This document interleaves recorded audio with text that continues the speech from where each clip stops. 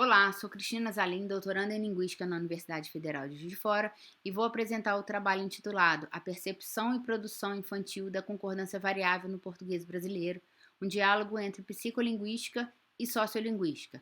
Esse trabalho é um recorte da minha pesquisa de doutorado, que é orientado pelas professoras Mercedes Marcilese e Paula Armelin, do Programa de Pós-Graduação em Linguística da Faculdade de Letras. Somos membros do NEALP, Núcleo de Estudos em Aquisição da Linguagem Psicolinguística, e esse projeto é financiado pela FAPEMIG. Para essa pesquisa, partimos da premissa de que o PB exibe padrões variáveis de concordância nominal, dos quais destacamos duas formas gerais.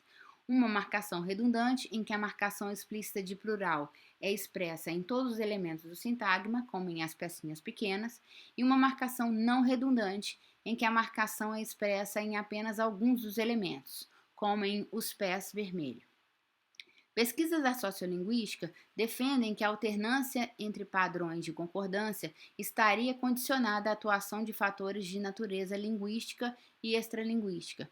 E nesse trabalho nós destacamos a saliência fônica, cujo princípio estabelece que itens mais salientes no contraste entre as formas singular e plural, como em ovo, ovos, são mais perceptíveis e prováveis de serem marcados no plural do que itens menos salientes, como menino, meninos.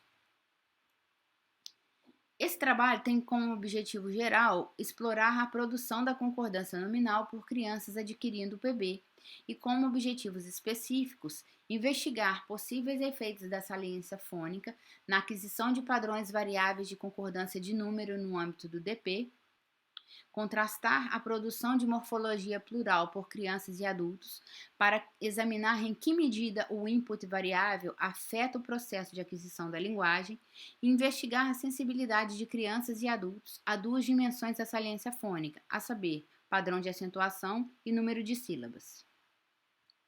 Como metodologia, nosso trabalho se baseia na articulação de dados de naturezas distintas, com dados naturalísticos, com amostras de fala espontânea, com 6 crianças com idade entre 3 e 6 anos e seus cuidadores, com graus de escolarização diferentes, ensino superior e ensino médio. Além disso, contamos com dados experimentais, coletados por meio de tarefa de produção semeliciada a partir de imagens, do qual participaram 20 crianças e 21 adultos.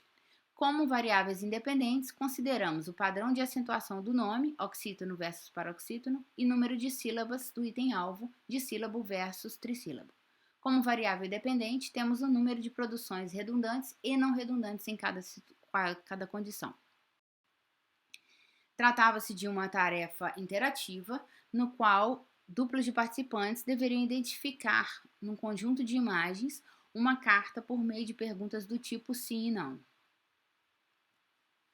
Nos resultados, ao compararmos dados naturalísticos e experimentais na produção de crianças e adultos, nos dados espontâneos observamos padrões semelhantes na fala adulta e infantil, com maior produção de sintagmas plurais redundantes, ao passo que, nos dados experimentais, observamos diferenças importantes entre os dois grupos. Adultos com maior produção de sintagmas redundantes, enquanto as crianças produziram uma quantidade equivalente de sintagmas redundantes e não redundantes. No que tange às dimensões da saliência fônica investigadas, para os adultos o padrão de acentuação parece ter um papel na marcação da concordância, com nomes oxítonos sendo menos marcados explicitamente no plural do que nomes paroxítonos. No entanto, a tonicidade não afetou a produção das crianças. O número de sílabas, por sua vez, não se mostrou relevante na alternância de padrões de concordância para os adultos, nem tampouco para as crianças. Como considerações finais, os dados naturalísticos se mostram compatíveis com o princípio da saliência fônica, ou seja, maior tendência à marcação zero em itens menos salientes quando comparados a itens salientes. Contudo, resultados experimentais prévios sugerem diferenças entre a percepção e a produção adulta e infantil. Diferente do observado nas crianças, o comportamento dos adultos se mostrou semelhante nos dados naturalísticos e experimentais. E a tarefa experimental permitiu explorar de forma mais detalhada duas dimensões específicas associadas à saliência fônica, o padrão de acentuação e o número de sílabas. Essas são nossas referências. Muito obrigada.